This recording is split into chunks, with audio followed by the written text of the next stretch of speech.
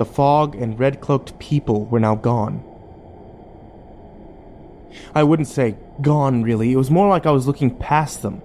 The world around me was now filled with a vibrant luster. I could see sunlight shining upon the earth in a way that I cannot describe. To my surprise, I could still see the red wolf. It was sitting at the center of the park, looking at me as it usually did. I looked at the newspaper in my hand, but it was blank. The wolf then looked over towards the statue. I walked over to it and looked as well. The wolf scurried past my legs and started scratching frantically at the base of the statue where the commemorative plaque was, showing the year that the statue was built. The wolf started making noises too, much like a dog scratching at the door would, trying to get out. It was then that a gust of wind blew by and my glasses fell off. The wolf was now gone. I looked back to see the red-cloaked people and fog surrounding me. They were only a few yards away at this point and still closing in. I could hear barking from within the fog, presumably from the red wolf. I quickly turned around and looked at the plaque on the statue. It didn't have a year on it like it normally did. Just 2 words. Wake up. I woke slowly from my restless slumber. Before opening my eyes, I kept still and thought to myself. I could feel what seemed to be a makeshift bed underneath me, and I could hear movement close by. Where was I exactly? Had I been rescued from the underground abyss I stumbled into, or better yet, was it all a dream? Without even opening my eyes, I knew both of these ideas to be false. No one knew where I was, nor was I likely to be rescued from way down here during a thunderstorm. I also knew what my bed felt like at home and how I lived by myself. The movement nearby was clearly that of a human. Getting more and more worried with each passing moment, I opened my eyes. I was taken aback by what I saw. I was laying on a bed in another dirt room. I turned my throbbing head over to see who was in the room with me. All I could make out in my groggy state was a red-cloaked woman standing over a beaten-up wooden table. On top of the table was a large book bound in aged leather. I could hear the person in the red cloak whispering to herself as she frantically turned the pages. I then looked around the room, wondering why I could see it all. There were no torches. Instead, hanging from the ceiling were jars. Lots and lots of jars, and each jar contained maybe a dozen fireflies. I didn't think any amount of fireflies could light up a room this well. And as I lifted up my head to get a closer look, the pain I was in became more apparent. Without realizing it, I grunted in agony. The cloak woman turned and gasped, "You're awake! This is marvelous, truly marvelous!" As she came to my bedside, I realized something. This is the woman from my dream. She had the same beautiful red eyes. How was this possible? Also, why was I no longer frightened? It had just dawned on me, but ever since I awoke, I had this strange feeling of comfort. I hadn't felt like this since I sat near the statue. What was going on? I decided that my best course of action was to converse with her. Where? Who? How? What's going on? Couldn't seem to construct a coherent question. My head was still in a great deal of pain. It's okay. I'll tell you everything, but first you need to rest. She put one hand on my chest and the other beneath my head and started to lie me down as if to put a child to sleep. I willingly obliged. Before I closed my eyes, the red-eyed woman noticed me looking at the jars hanging from the ceiling. Fascinating, aren't they? It's a rare breed of firefly that you can only find down here. Well, we crossbred many varieties until we achieved the brightest result. I fell asleep as she spoke. Before doing so, I couldn't help but wonder. Who's we?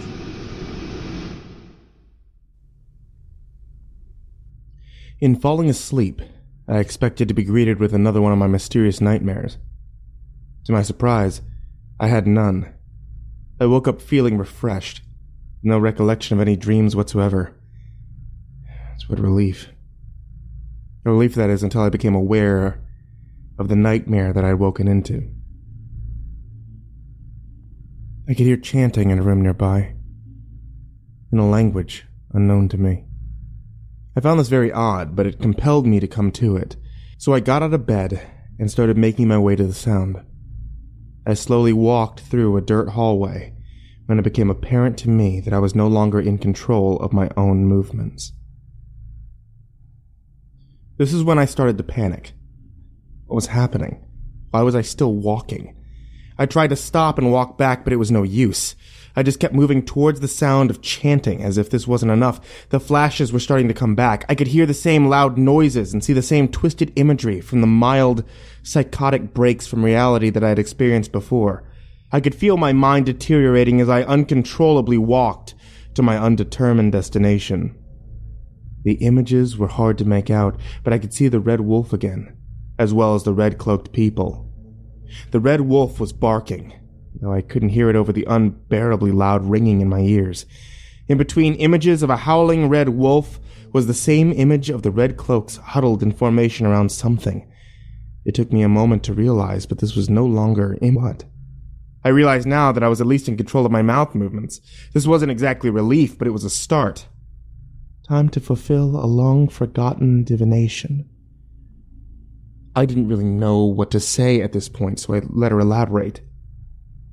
You know why you found serenity in the statue that once stood above us?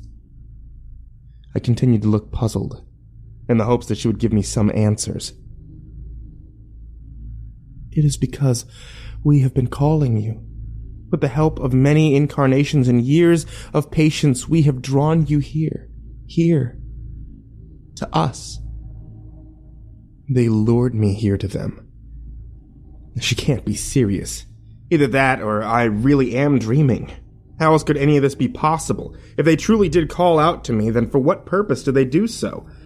I left my questions unspoken. Perhaps I should explain further. We are what is left of the clan of the Red Wolf. We follow the teachings of the Red Wolf. He is our deity, our spirit, our protector. Many of us were killed in olden times, accused of practicing witchcraft and sorcery. We are the last surviving members. Our purpose is simple. We are to seek divinity in nature and protect Earth's wildlife as best we can. That is where you come in. Me. My curiosity was getting the best of me. Yes. You are the one spoken of in our ancient teachings, the one whom is to rid the land of its endangerment. You are the savior of our time, passed down for generations with the proper spells to summon you, but until now, no one has heeded the call. We were beginning to think that the stories of you were just old wise tales and nothing more. But here you are. There is finally hope. I looked at her in disbelief, trying to process what I had just been told. It was beginning to make sense, but not fully. The red wolf I dreamt of, the red-cloaked figures, the statue. Was this really the answer? Come on now, we must finish preparing. Before I knew it, my limbs were moving on their own again. I walked over to the woman and knelt before the chalice. She pulled out a strange red dagger from her cloak and grabbed one of my arms. I became frightened, but I still couldn't control my own actions. She then pierced my skin with the dagger, leaving quite a large cut as she did. For some reason, I felt no pain. My blood poured into the chalice at an unsettling rate, and as I watched it ooze out of me, I felt myself growing dizzy after a couple of seconds. And then I passed out. In my blood-loss-induced slumber, I dreamt once again. I was back in the park, just like before. Only now it was nighttime and there was not a soul in sight, red-cloaked or otherwise. I looked up and saw a beautiful night sky. There were more stars than usual, all brilliantly illuminated in the park. I turned around to look at the statue. Just as I expected, it was there. I turned back around. There, not only a few yards in front of me, was the red wolf, sitting as calm as ever. I was taken aback, but not scared in the slightest. His presence was reassuring for some reason. I decided to walk towards him, however slowly. He remained still as I did. I took a final step and found myself directly in front of the wolf, waiting for something, anything, to happen. But surely enough, something did happen. something inexplicable. The red wolf began to mutate, for lack of a better word. He grew taller, discolored. I wasn't exactly sure what I was witnessing. My best guess is that the red wolf was beginning to take on another form. A few moments later, my suspicions were confirmed to be correct. Now standing directly in front of me was not a wolf. Not an animal at all, it was a man. A tall, very old-looking man. He was bald, with luxurious and long facial hair, not to mention red eyes. He was also wearing a very remarkable and interesting red robe.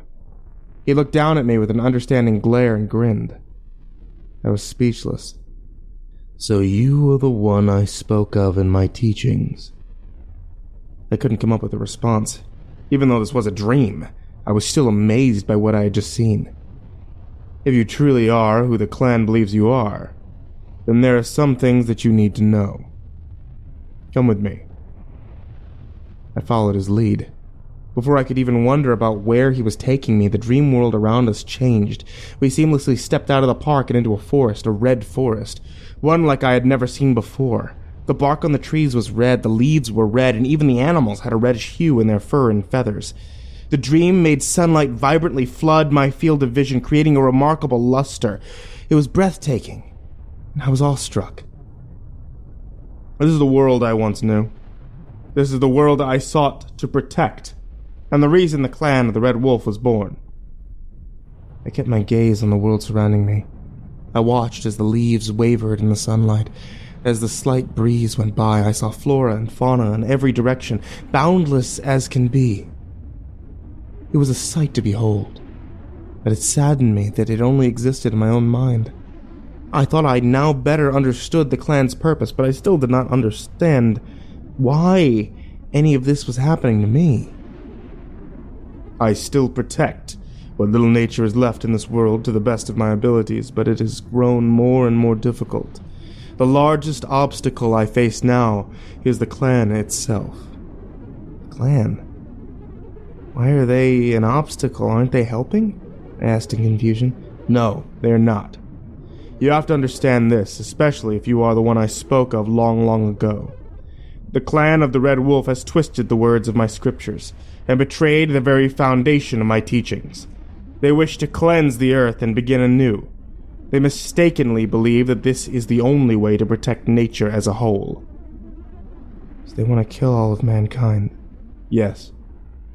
But in the wake of their disastrous actions, everything else will die as well. They know this, but it is all part of their plan, rebuilding the world from the ground up, creating nature from the ashes of destruction. That doesn't make any sense. Why do they think that will work? I was still confused, but my body was now becoming consumed with fear and a bit of rage at the same time. Their doctrine is heavily flawed. The clan has grown weary over the years, trying to hold on to my ideals. In failing to follow them properly, they have disregarded them completely, interpreting them to be some sort of blueprint for a wide-reaching cleansing of the earth. However, they cannot do it without you. Me? Why me? Still craved answers. I did, in fact, speak of a divine hero who would one day come along and save this world from endangerment.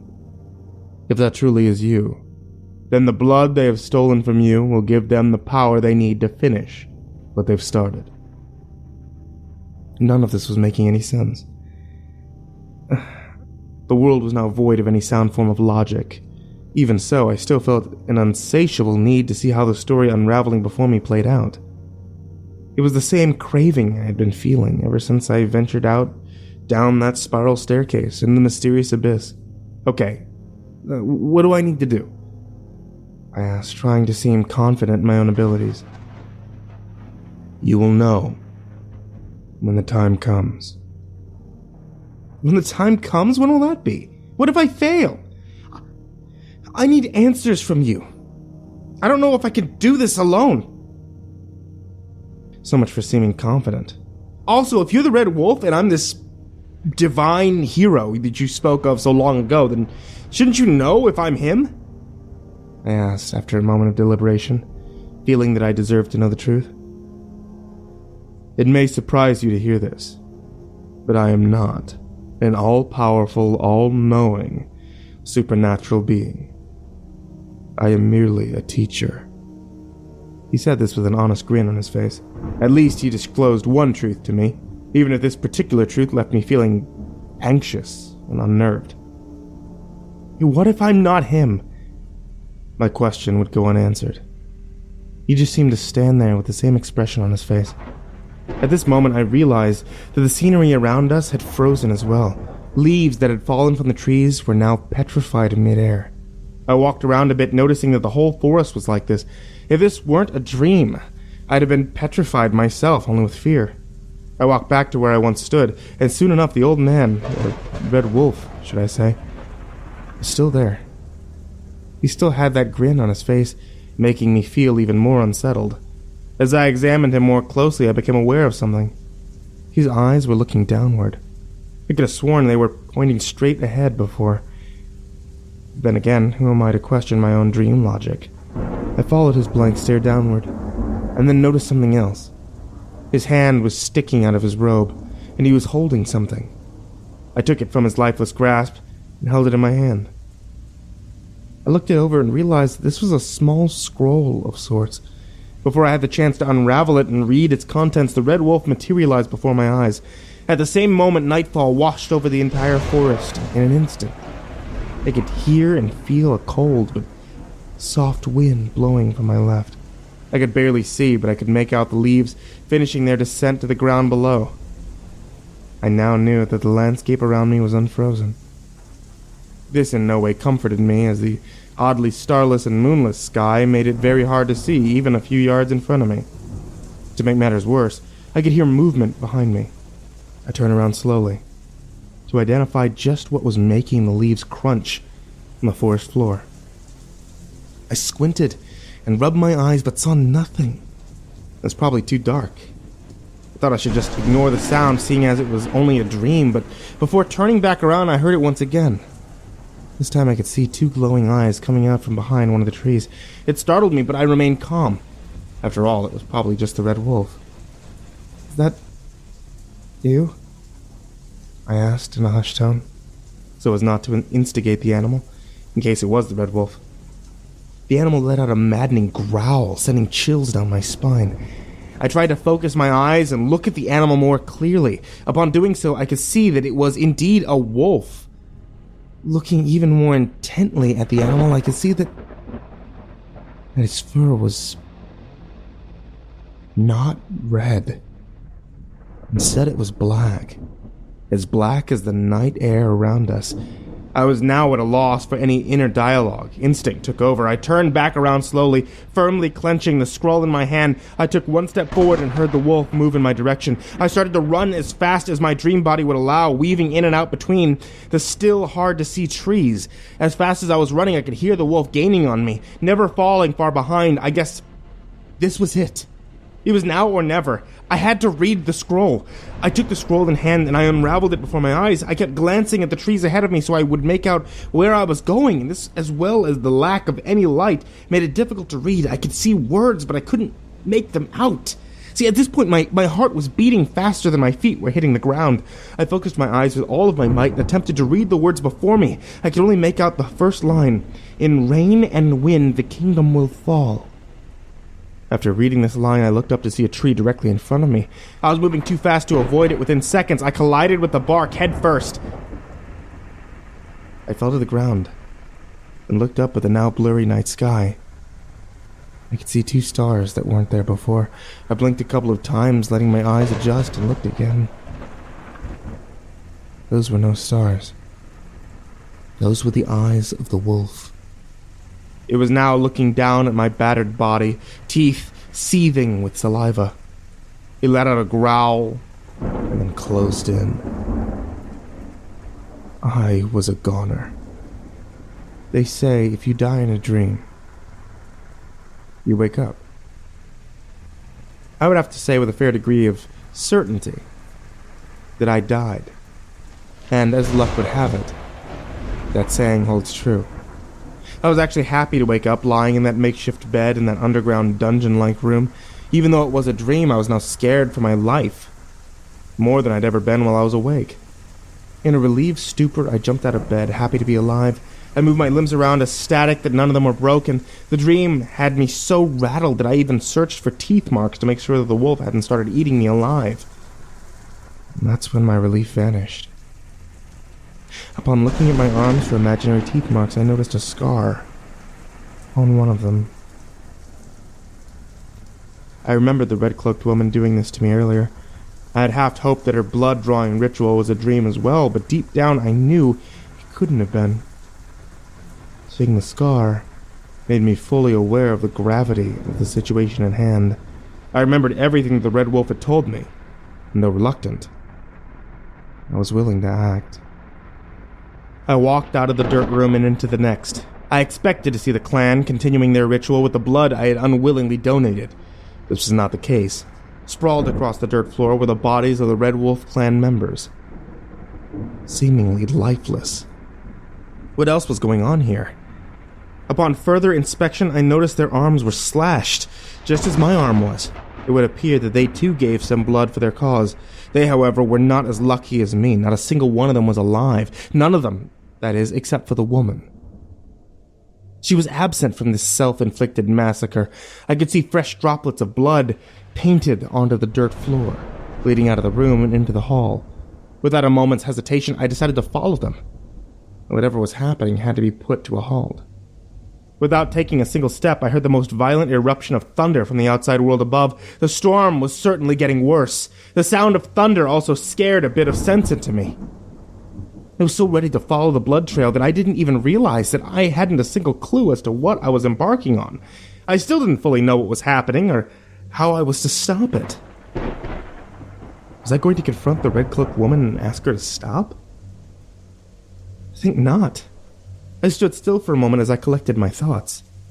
I could hear another brutal clap of thunder as I stood still in the now death-ridden room. This brought my attention to the storm and triggered a memory. In rain and wind, the kingdom will fall. Oh, that's it. Why didn't I recognize it before? The clan was creating a storm of devastating proportions, one that would rid the world of any signs of life. The revelation gave me confidence, and with it I followed the trail of blood. I still didn't know what to do, but I now felt that this was the right course of action. I followed the blood all the way down the hall until I came upon a brass door. It was a door with what was presumably the symbol of the clan painted on it. It was a door that I was all too familiar with. I knew that this door had to be the same one that I had come upon in the tunnel. If so, then I knew what would be waiting for me on the other side. By now, the red-cloaked woman was probably already halfway to the surface, and if I was to follow her, I'd have to once again crawl through those long, dark tunnels. I took a deep breath and I opened that door.